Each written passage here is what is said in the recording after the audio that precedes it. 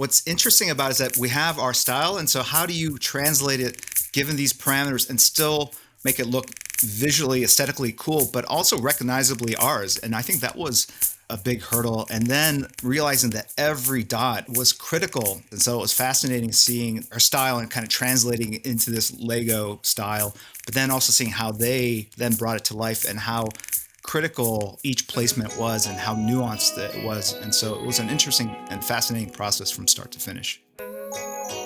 Imagine crafting your own wall art. Maybe it's a passion that fascinates you, or maybe it's the promise of an immersive creative experience like no other. A piece of iconic art you can build for yourself. Relax and reconnect with your creative side. We've created unique soundtracks curated around the world of art, animation, music, and movies. And in this soundtrack, we'll speak to Jim Lee, a world-renowned comic book artist, writer, editor, publisher, and chief creative officer of DC. You know what? Let's go ahead and just burn another couple of hours of sleep and just get this little bit correct, because that will mean like 2 more people might like the piece that we produced out of the thousands or tens of thousands or hundreds of thousands of people. And sometimes we're just creating the artwork for ourselves, you know? And highly recognized colorist and famous for his work in the comic book community, Alex Sinclair. He's known for his strong collaboration with Jim Lee. It actually was a lot easier than I thought it was going to be. And the results are incredible considering the amount of colors that I'm used to working with and this limitation. I was blown away by how incredibly close to the art the final product looks. Jim Lee's drawings with Alex Sinclair's beautiful coloring was transformed into Lego art by talented Lego designer Kit Kosman. She created a total of 5 unique images, and later in this soundtrack, we'll speak to her about how she did that. It was amazing to see the process from seeing the sketch and making the sketch, coloring in the sketch and inking it. So I was kind of like working in the same way as Alex and Jim are working. It was a lot of fun. I'm Andrea Collins. Welcome to Lego Art.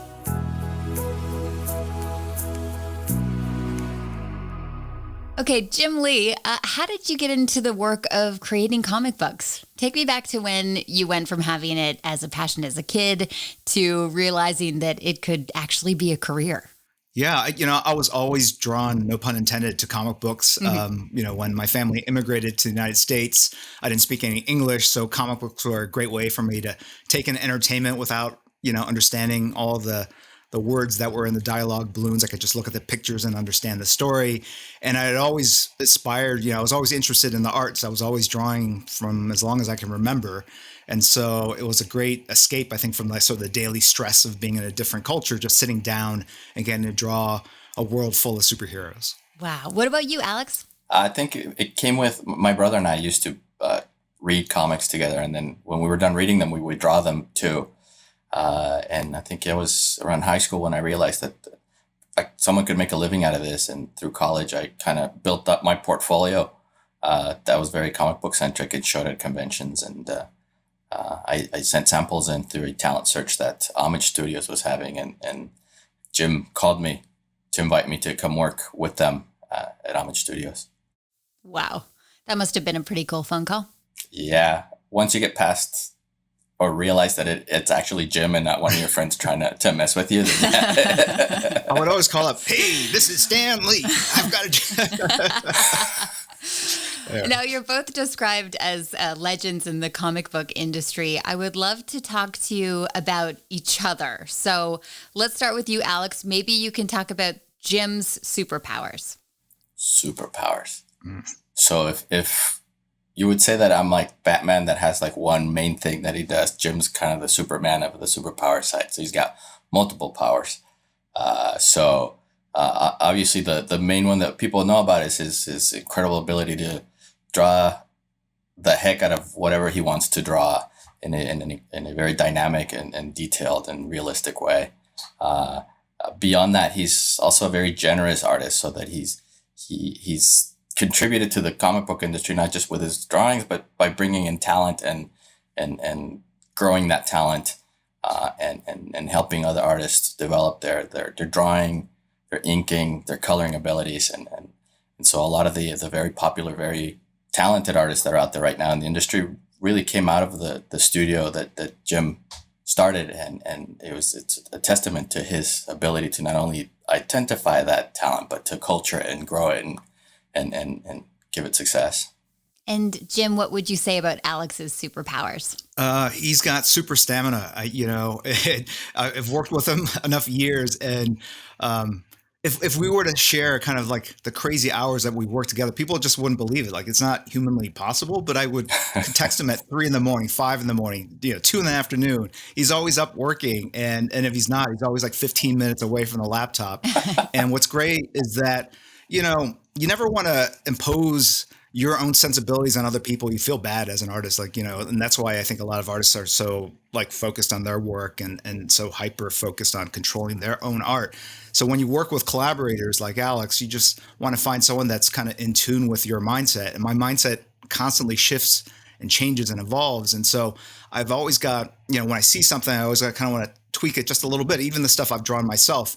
And Alex is so open to collaborating and revising and doing another take. It's like, and I know I drove him crazy at times, but he never lets it on, lets me know.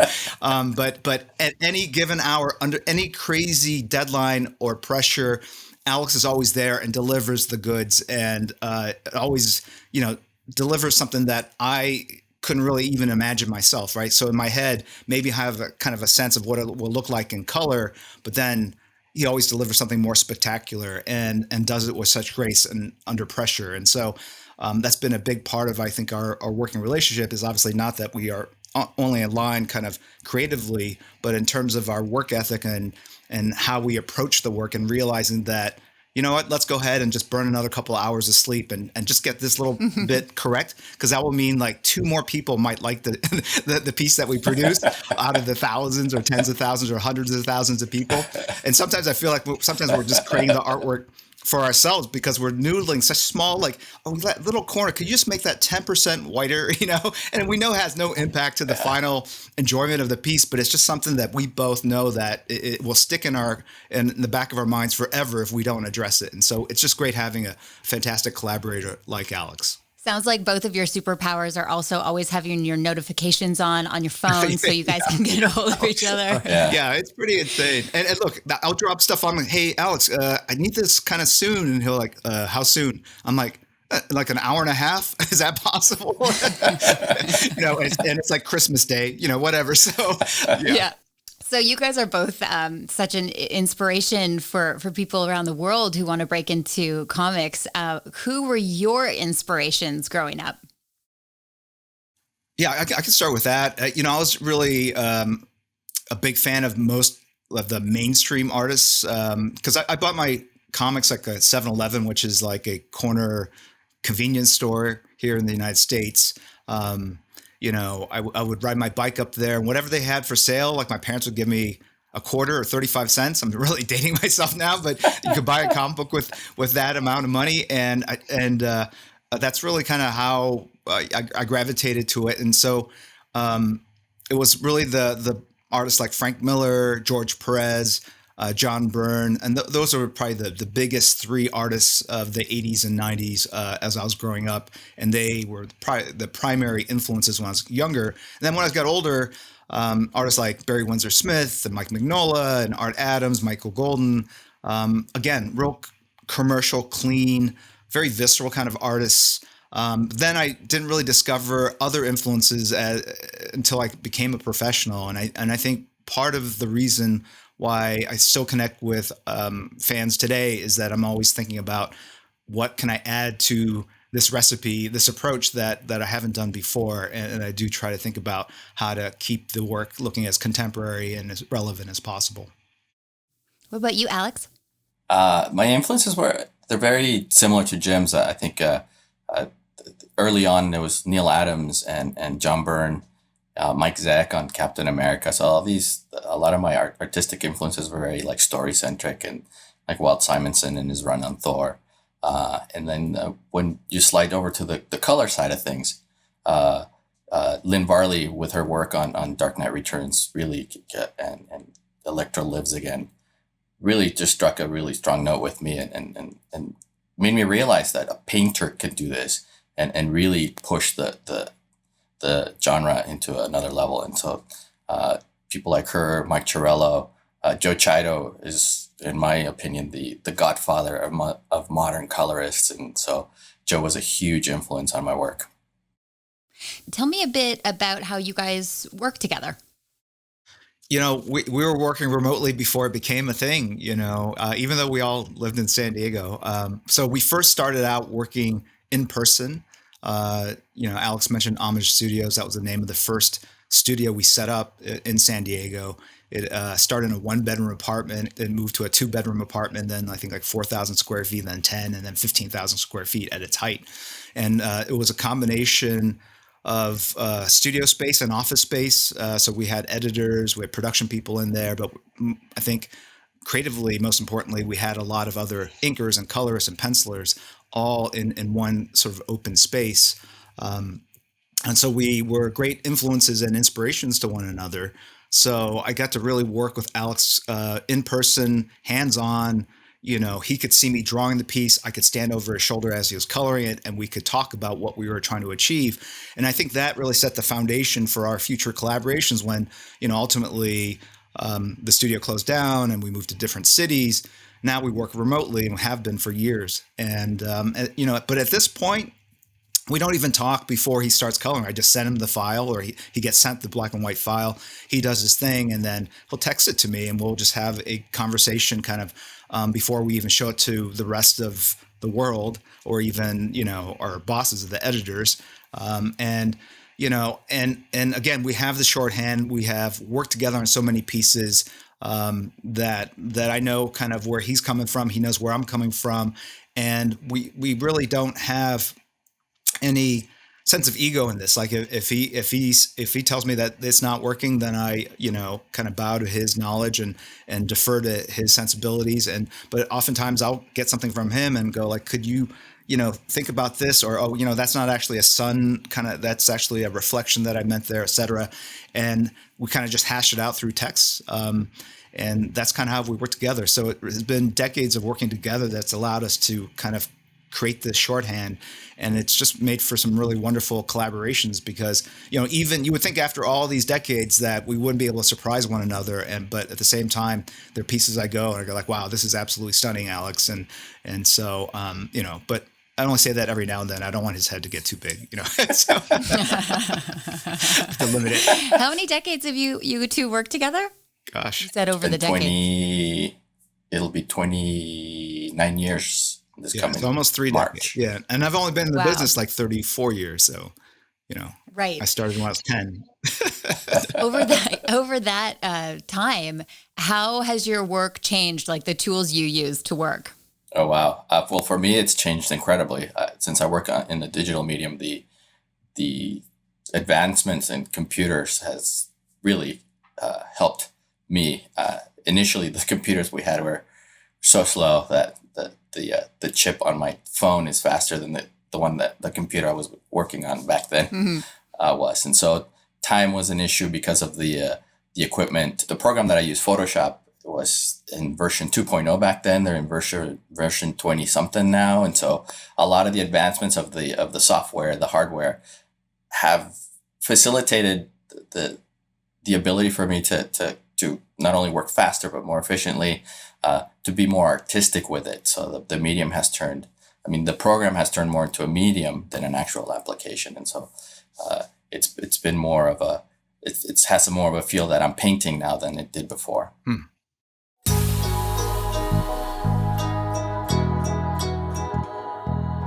What goes into making a great cover? Maybe I'll start with you on this one, Jim. Well, I think making the deadline is the key essential ingredient. I say that jokingly, but I think it is a consideration, right? Like how much time do I have? Because then if you think about like a computer, like, X period of time, and then it unlocks these possible options, right? And so that's the sort of the math of it. But I think on the artistic, creative side, aesthetic side of it, really, there's again math behind it too, right? There's certain laws about sort of the golden rule. For people that want to learn more about it, you can just Google that. It's really interesting. Or even creating pyramid or triangular compositions in a piece, really driving the viewer's eyes towards the most salient or critical visual elements of a cover. I think all those things are important. But at the end of the day, I think it's really about capturing emotion, right? You want the person looking at that cover to feel something. And so you've got kind of this image in your head that evokes an emotion in your heart. And now my job is to take that and translate it through the window that is my hand-eye coordination to this piece of paper. And then the viewer will look at it through his window or her window. And what percentage of the emotion that I'm putting on the page filters to them is not even 100%. So you want to put as much as you can on the page, recognizing that the fan might only grab or extract 70% of what you're putting down there. So I do think about that a lot. Like, what is the point of this cover and how do I best bring it to life? And then I start thinking about sort of like the compositional elements or tricks I can use, the golden rule, how we can use lighting and coloring later. And I'll make sort of mental notes to myself and then convey that to Alex, or sometimes I don't convey it. And then we always have this funny conversation where we're like, well, I really meant for it to be this way. And I'm sure in his head, he's going, why didn't you tell me that before? But sometimes I do write little liner notes on the top so that, he'll see that unless, my inker, Scott Williams, erases it. Sometimes he does. So, I think over the years, we figured out a way to really take a final image and kind of break it down into the black and white stage and the color stage, and then bring it together in a way that feels aesthetically like pleasing and as if it were intended to be that way from the very start. Right. And is the cover always the last piece that you do? No, usually sometimes it's the first because you might not have the script right away. Right. So you have a sense of what the issue might be about. And so you can jump ahead and do the cover. Sometimes if you have a theme for the covers for a run, if it's a 12-issue run, you might come up with a compositional theme that kind of allows you to do as many of those covers in advance. There really isn't a rule about doing covers before, soon, or later. It's just whenever time permits. Got it. But I think covers are the funnest part of putting a comic book together because it's it is the first impression that anyone gets of the work that you've created, and your job is to really kind of grab their attention as they're walking by a row of books in a comic book shop, right? And you want your image to jump out at the viewer. Mm-hmm. Now, let's talk about the Batman Hush stories. It's been called one of the all-time best Batman stories. Jim, you created this with writer Jeff Loeb. Mm-hmm. Can you tell me what made it so different when it came out? I say this jokingly, but it's true. Like, I think what made it different was that it came out on time. I had a reputation, I still do, of, having issues kind of shipping late, kind of. And so, being on a Batman regular title, I think was the big surprise for longtime fans of my work, that have, become patient or sort of immunized to the delivery schedule I've sort of become known for. So every issue came out on time, so that was a big deal. The fact that it was 12 issues long, so it was really an in-depth kind of study of Batman and his world.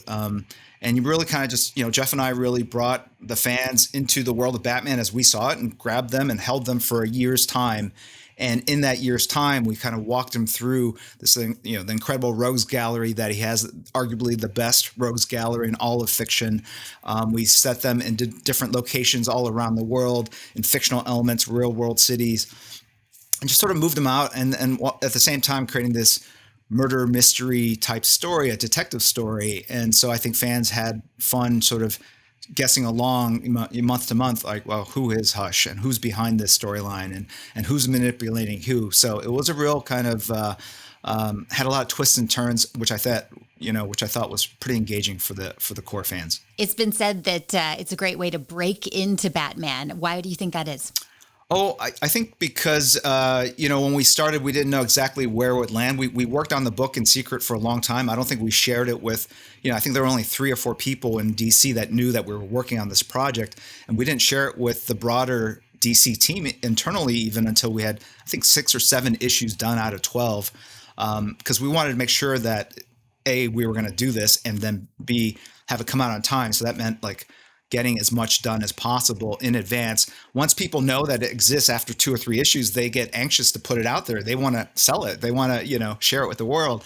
And that could sometimes move you preemptively or too soon into the marketplace. So by holding on to, and really putting as many issues into quote unquote the drawer and sitting on those, it enabled us to have this amazing cushion so that we could continue doing and delivering the best work possible, even as we entered in the last issues of the run. And certainly by issue 11 and 12, we're just, on the deadline wire there because, time had caught up with us. We were moving at a slower than monthly pace. And by the time we got to the 11th or 12th issue, we were running out of time. But anyway, I think it's a great intro story because it is fairly complete.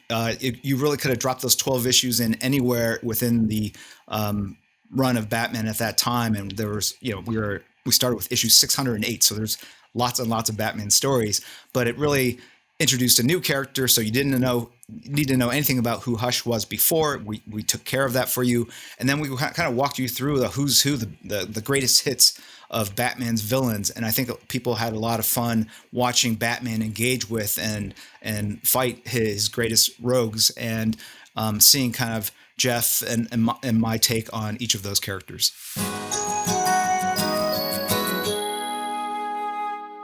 You've created 5 pieces of original artwork for Lego Art. Let's start with the square images that you can create from one set. So you can choose between Batman, the Joker, and Harley Quinn. Was it a given from the start that it would be those 3? How did you choose those 3? I want to say for sure we had Batman, but beyond Batman, there was a couple other choices. We suggested Harley Quinn in that we wanted to have a variety of characters, but we also wanted to have a variety of looks, right? Nothing that looked too similar to one another. And then we also wanted to be able to unlock wider images involving other characters. So we were able to involve even Catwoman, right? So another consideration for me is like, who are the most iconic characters? And I think you have to have Batman and Joker. And so who that third character was something that we spent some time talking about. Mm-hmm. Well, I think Harley's been very prevalent right now in the media with the movies and the animated series. And I think she was one of the main choices that jumped up towards the end of the conversation. I love Harley Quinn. Has a very special place in my heart. It's one of the first series that I worked on. I worked on the first comic book Harley Quinn series way back in the early 2000s. My youngest daughter's named Harley. And that Harley book is what caught Jim and Scott's attention. And when they decided they wanted to go with one specific colors for Hush, that's the work that they looked at for me to work on Hush. And so, like I said, Harley's been a very big part of my career. I worked on the new 52 series, the Rebirth series of Harley. And so she definitely has been as big a part as Batman, I would say, in my career as any other character. Wow. When your daughter's friends ask her why she's named Harley, that's a pretty cool answer she's got. Yeah. And so she's gotten more popular as a character. She used to say the motorcycles, and now she says like the character. Yeah. Cool. So when now, creating these images for Lego Art, what different things did you have to consider in creating them? Yeah, I think there were a couple interesting considerations. First, it was converting kind of the mindset to a different medium, right? It's still about creative inspiration and creating art, but it was thinking about it in essentially as a three-dimensional object or sculpture, and also knowing that the images are in a square format actually was probably one of the largest considerations, right? And also that it had to be something that was fairly impactful, right? Because the quote unquote resolution of it all is fairly, it's not very forgiving of super detailed images. So you need to create something that's very striking and pretty clean. And my artwork tends to have a lot of lines and cross hatching, and none of that will really translate when you think about kind of the pixelization of an image to dots. And so I had to think of kind of convert my art style into something that was a little bolder and more chiaroscuro, like, clearly black and white. But then also within the landscape, or the square format of it all, you needed to think about how do you compose something that is striking and has interesting negative spaces around essentially a pretty static square shape. So like when you think about Batman, if you include all his ears, or if his ears are longer, it pushes his face down lower. And so now you've got a lot of weird dead space around, between the ears and around the top part of the image. And so we cropped in on his face, but we needed to show the ears, because if you crop in too much, it's just a blue, mask on a face. And so Right. we had to find really the right crop to essentially create something that was visually dynamic within a square space and still show the important parts to identify to the consumer who it is that's on this image, and obviously with Batman. And then with Harley Quinn, because we're doing the modern version of the character where she doesn't have the Harley Quinn mask. Again, how do we, if we're only showing her face, how do we identify to the fan like who you're looking at? And obviously the ponytails have become a signature look for her, but what other elements beyond the pink and blue dyes in the hair and the mascara?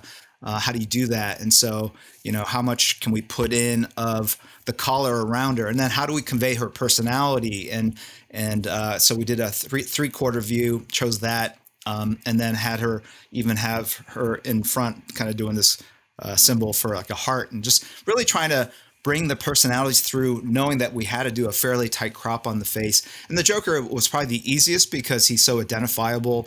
Just you could crop in just the eyes, and you would still kind of probably know who it was, given the color of skin and sort of the manic look in his eyeballs. So he was probably the easiest of the bunch. But you want to talk about some of the coloring considerations, Alex? I know there was a lot. Yes. So I'm used to working with millions of colors on the comics that I work on. And the first thing that was told down to me was that you can only use 16 colors.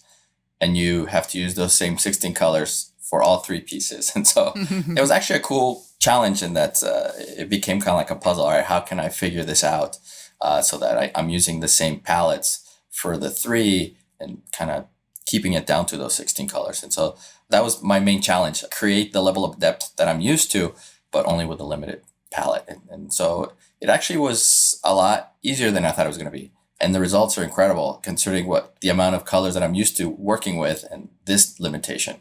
I was blown away by how incredibly close to the art the final product looks.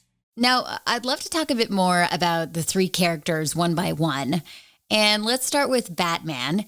He's an ongoing character that first appeared in May 1939. Now, what is it about his character that's allowed him to remain so relevant throughout so many years? I think about this a lot because he's just so impactful, and he is really head and shoulders, more popular than the other DC characters and other fictional characters in general. And I think it's because even though he was created in 1939, he's probably the most rooted in reality and still feels like he could have been created today.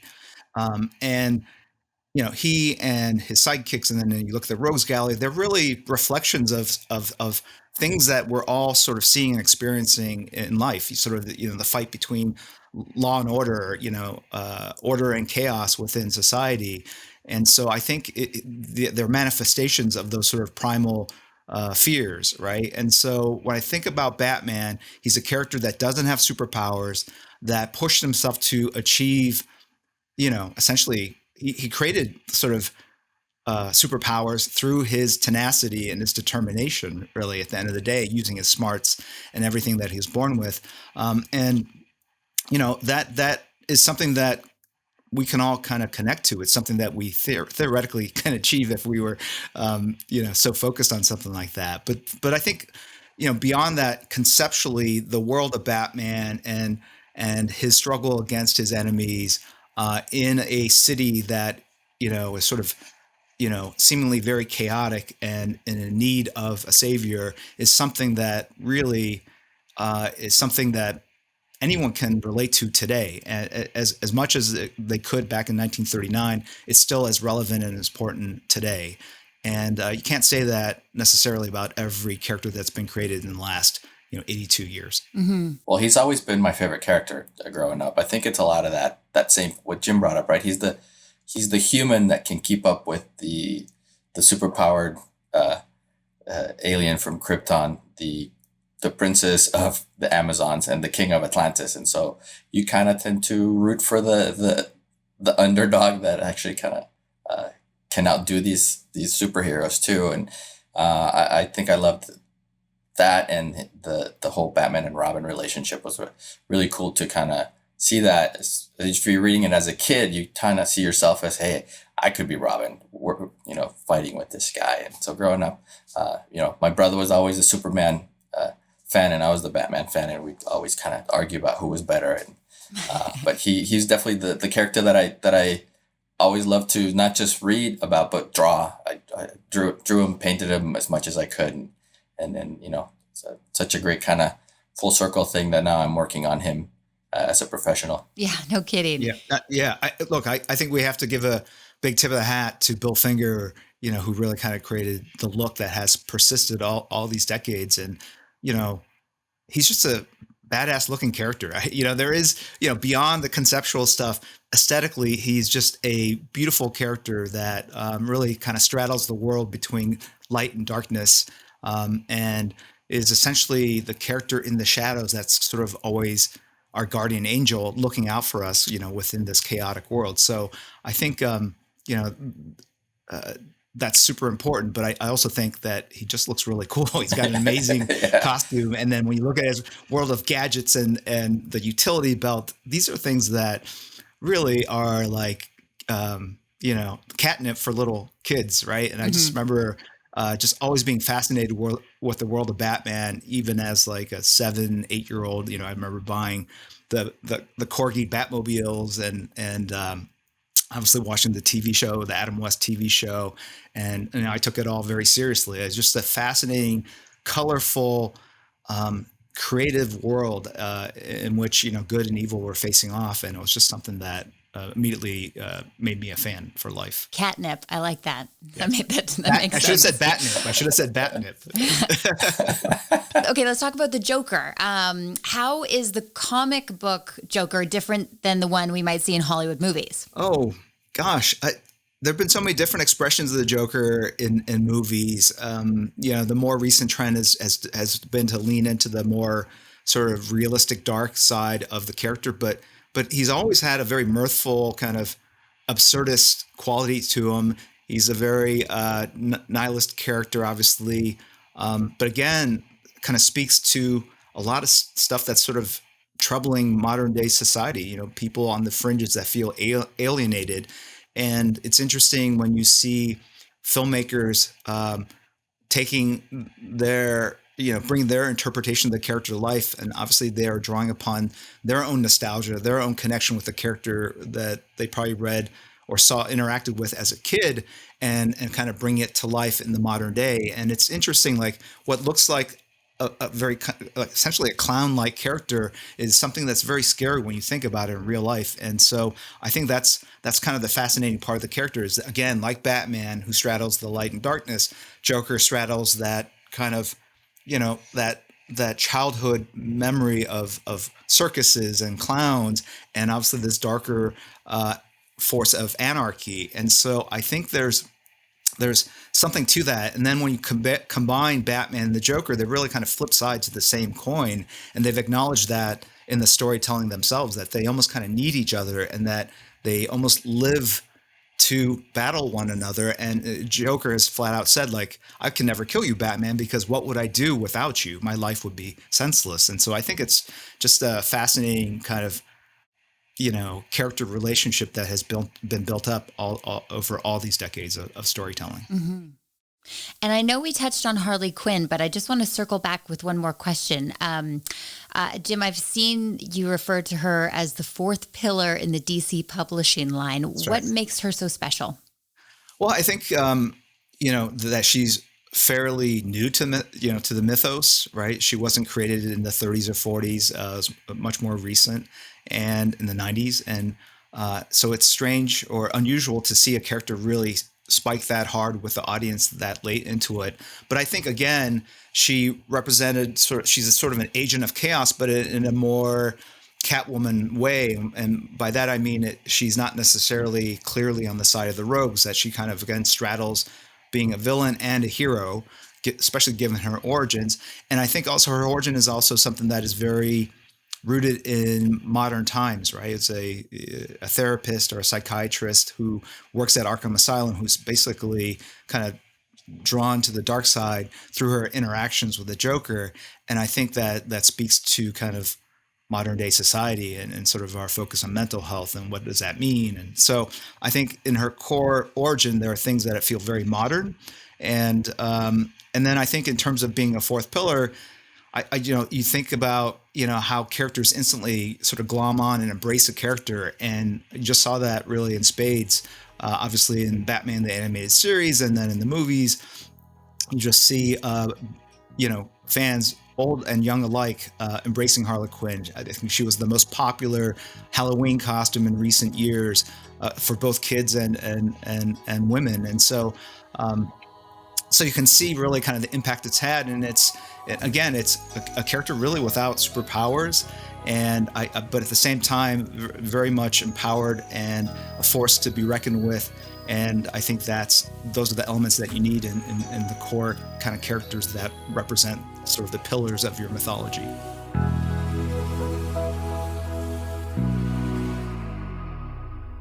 I'm going to bring Kit into the conversation now. Lego senior designer Kit Kosman, who was working with Jim and Alex on these images. Kit, what was it like working with Jim and Alex? It was actually so nice and so easy. Both guys are so easy to work with, and they were so professional. I just really had the feeling that if I had a problem, I could tell them about it and they would solve it for me. There was times like where Jim was just like, while we were having a work call, he took a screenshot and he changed something directly, and then like after the meeting he sent it back to me and I could implement it in the document I was working in. So it was a huge help. And also like Alex, at one point I had trouble with a harlequin ponytail, and he mentioned it to me. And seeing that ponytail today, I'm just so grateful that Alex mentioned it back then, because I would have been annoyed with it now if I hadn't changed it then. Yeah, Kit's being very gracious, but I know I probably drove her nuts though, because I would take the image with the dots and then I would put dots on them, but I was just freehanding the dots and I was putting the dots kind of wherever I felt like the dot should go. And she probably looked at it and go like, "There's really not a space to put a dot here. I don't know what you're." So I was just trying to approximate it all. But then she had to deal with the actual reality of the spaces, because sometimes I'd put like 3 dots into a space where there's only 2 dots, right? So anyway, that is true. I know, but I was just, that's not my responsibility. Exactly. And but on the other hand, you didn't come back and say, "Oh, I put it there and there." Like you kind of agreed with what the decision I made after that. Right.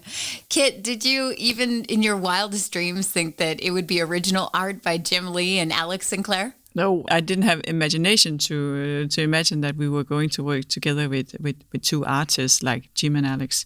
But the reason why we wanted to do Batman is that there is an anniversary coming up in 2022. And what better tribute could we make than to actually launch a product with original artwork from the 2 of them? Mm-hmm. What did you learn about the process of creating comic book art, from everything from colors to the sketches? What did you learn? I didn't know that there were so many processes and that it was more people who was actually sitting doing it together. I'd actually never given it a second thought. So seeing that, all the work that is behind it, like when I saw it, everything made perfect sense. But I would say, like, especially the inking part that was done in the end, that was really, really new to me. So, but yeah, it was amazing to see the process and also being part of the process, because that's also how we work together. I was actually taken through the whole process from like seeing the sketch and making the sketch, coloring in the sketch and inking it. So I was kind of like working in the same way as Alex and Jim are working. So that made like perfect sense when I did it, and it was a lot of fun. Alex and Jim had talked about the challenges of Batman's face. So did you feel that challenge as well, trying to fit it all in? Yeah, Jim mentioned like there was it was a challenge with the cropping of Batman's face because with his mask and with his ears, he is longer than the format that is chosen for it, since it is a square. So it was like the three figures kind of have to match each other in size. That was one thing, but also there needed to be enough ear in the picture to actually capture that it was a mask. But I think we found the best solution to that. So today you would kind of imagine that the rest of the ears are there when you look at it. The coloring from Alex normally has lots of shades and nuances, and you're working with 16 colors in your palette. So does that make your job more challenging? Oh yes, it does. Yeah. So when I get an image that is colored in, what I do is that I take that image and then I turn it into pixels, and then I sit manually and decide what color in the Lego color palette that I have decided on, it becomes what color. In Alex's image, there might be 20 shades of turquoise, and I have to make that turquoise into one turquoise. So it's pretty much like really sitting there and then with my eyes like considering should it become this blue or this blue or this red or this dark red. So it's very manual. But it's also I really like it. It's like painting with pixels in my universe, and I don't mind the limitation of actually having a certain number of colors to work with. I think actually that's the fun part. So yeah, it is a challenge, but it's also fun. The three portraits are so different in their color schemes. Batman is mostly blue and black, the Joker white, green, and purple, and then Harley Quinn, she's got a lot of blue, red, and golden tones. So was it a fun puzzle to find the perfect combination of colors for these unique portraits that would work well for all three? It was a bit of a puzzle because the color schemes of them are very, very different from each other. And there was especially like Joker, he has like a certain color scheme. Like you can make Joker with another hair color than green, and he is wearing a purple jacket and purple gloves, and that's just how it is. So those colors were kind of put aside to him, and then to make a stroke, I wanted to, when I did the strokes in the last process of making the images, I wanted the stroke to have life. I didn't want like a dead stroke that had the same size all the way around. I wanted it to look like as if it was hand drawn. I wanted it to look uneven, and to create that illusion, I needed more shades of gray to actually be able to do that. So those colors were also given. I needed black and I needed white as well. So suddenly there wasn't that many colors to choose from. So it took some trials and errors before I got there. But I think actually the color palette worked out really well. And also of course, I also had to consider the ultimates, that where there's a purple sky in the background behind Catwoman and Batman, and on the big ultimate of Batman, he has this green light that shines on him. That I also needed a green for that. So all in all, a puzzle, but a fun one. No kidding. And how do you catch the sketch strokes with fine black contouring lines of a Jim Lee comic book design when you don't have the resolution to do it? How did you pull this off and still make it look like a Jim Lee sketch? Yeah, that was actually, it was hard. And it actually helped me a lot that I've colored in the images before from Alex's colorings, so I could really experiment with that. I learned a lot during the process because there was like certain limitations to how I could make it look like gradients of gray that I had to kind of use to make it look like it, as if it was a stroke that was getting thicker and thicker. But it's not like something you can think your way. You can make a diagram and then use that. You have to like try a bit, walk away from it, look at it. Not good. Going back, delete. Like that's pretty much how it is. Like it's a lot of work and a lot of moving away from it. Asking colleagues, please, can you look at this? There's something wrong here. There's something I can't quite determine what it is. But with your fresh eyes, can you then see it? So it was a bit like painting with pixels again. Like it really like moving away from it, seeing where it's heading, and also it didn't make it any easier with the dark background because the sky is black, or it's like very very dark. It's not black. It's actually gunpowder gray, I think we call it. So also to make the differentiation behind the background and the stroke visible enough, that took some work. Yeah, and also I didn't want, because like there was a point where I've been working on Joker, and Joker had like really had this like even stroke around his face, and Alex and Jim Lee was looking at it, and then they said, and I was at that time I was actually really proud of it. They don't know that, then they said, there's something with Joker's face. It's becoming really white. You know, it's really round in compared to the original drawing, and I'd stared myself completely blind on it. I couldn't see it myself. But like as soon as I looked at it again, I could see, oh my God, it's actually the contour of it has actually moved outside the figure. So I had to move the whole thing a pixel in both sides to make his face slim again. So they were completely right, but I at that point couldn't see it. So yeah, it was fun doing the stroke. So also a lot of taking 3 steps back? It's a lot of taking 3 steps back. I have a very big screen on my table, so yeah, it's nice to walk away from it once in a while. And also like there's a lot of my colleagues who is walking behind me, and like we are working in an open office, so sometimes you can feel that somebody's looking behind you, and then it's like, what?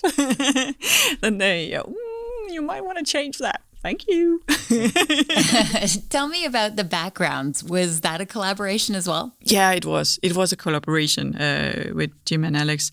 The background in the beginning, when we got the colorings from Alex, were kind of showing the attitude of the character. And what we wanted to achieve was actually that if you were hanging the 3 images up together, that they were being a family, you know, that they would have some kind of connection. So actually, by doing this lighting that we agreed on would be the most dramatic background that we could choose from it, actually, how it looks right now, no matter if you choose to just have 1 or 2 or 3, and if you choose to hang them next to each other or above each other, it would look as if they're in the same thunderstorm. So I think actually the lighting was a very good solution to the background to keep them connected. And also that keeps them a bit in family. This way you can kind of create the illusion of them being in a lineup, because the thunder is actually moving from one side to the next image, like from one image to the next image. So this is a kind of bringing them all together. Let's talk about the ultimate build with Catwoman and Batman. Jim and Alex, can you tell us what's happening in that scene and why you chose that scene? Yeah, it's a homage to, I think, Batman cover 50, which really has Batman, Catwoman kind of touching foreheads in the rain.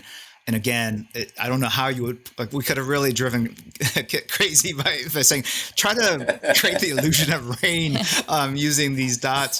But that was the source inspiration of it all. But then we wanted to make sure it looked different, right? That wasn't just a slavish copy of that. So we obviously reversed the positioning of the characters, some of the attitude of it all, and incorporated a background that was different from rain falling, that could be expressed through, you know, the tools and the palette that we had.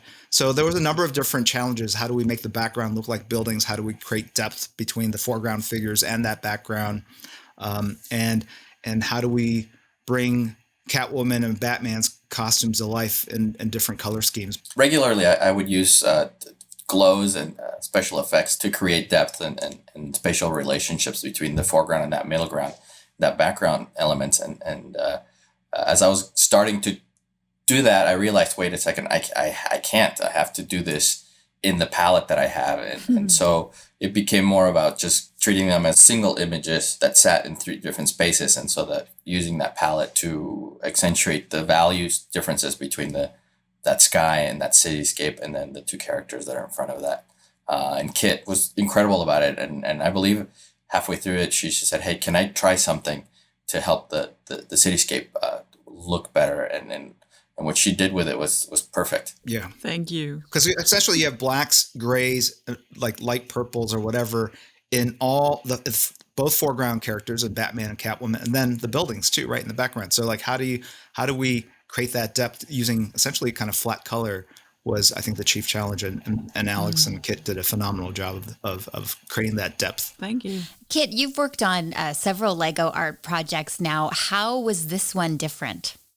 Like the whole process is different from what I'm used to. Like normally I would be giving an artwork, and then I, from that artwork, have to make the best version of this. But this collaboration with Jim and Alex, actually, I then had the opportunity to come with inputs if there's something that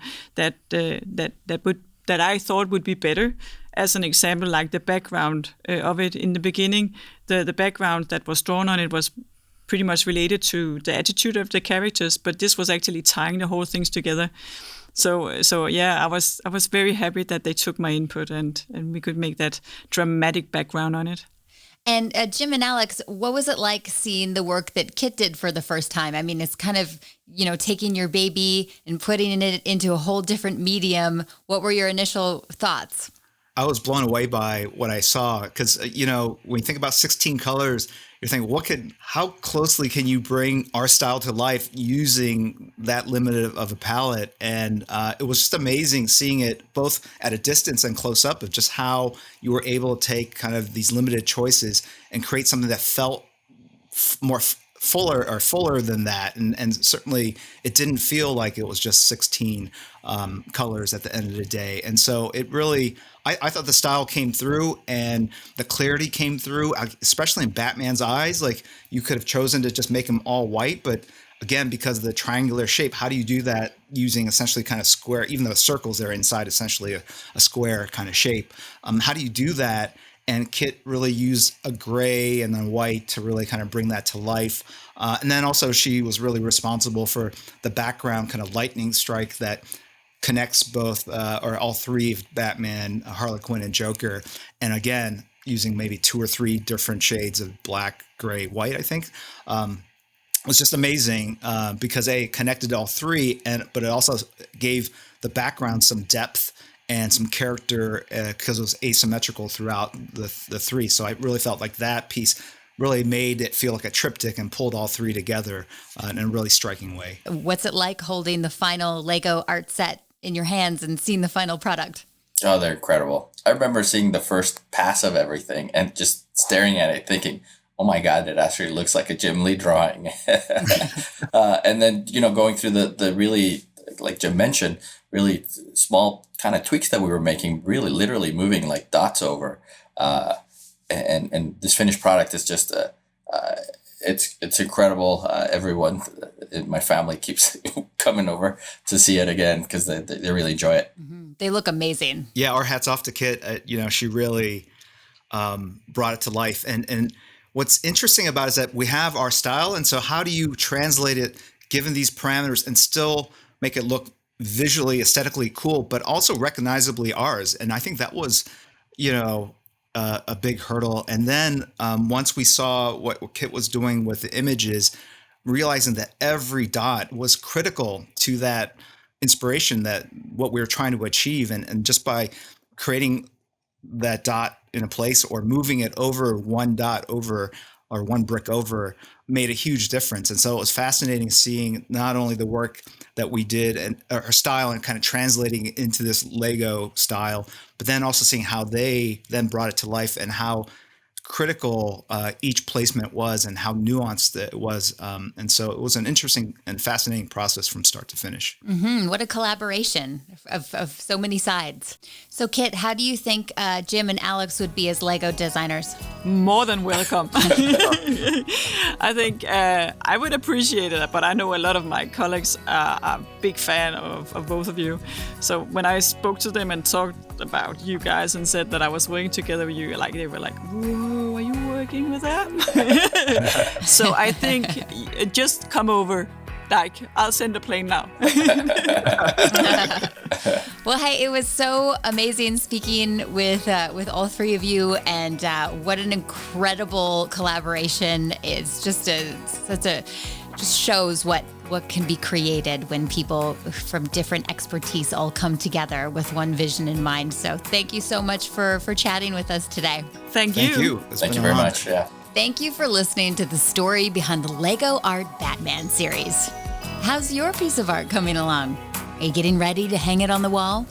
Maybe you're ready to break it apart and build another version, or even create your own.